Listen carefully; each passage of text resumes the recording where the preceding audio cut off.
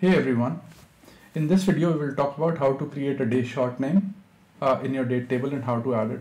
So essentially, like I've got the date table here, I want the day, let's say it's Sunday, so SUN, Monday MON, Tuesday TUE. So how do we add that? And we'll quickly learn it. So in this, in the calendar date table, we'll just, on the three ellipses, we'll just click on this, click new measure. And when it opens up,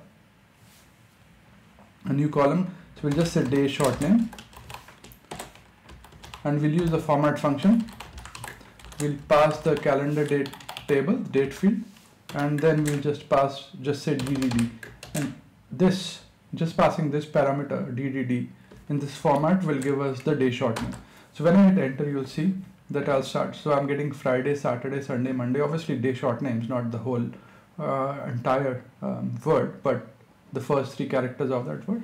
So in this video, we've learned how to find the day the short name for a day in Power BI and how to add it to a date table. So I hope you find this video useful, and thanks for watching this video. Please do subscribe to my channel and like my videos if you enjoy what I'm doing. Let me know if you would like me to take any specific topics. Cheers, bye.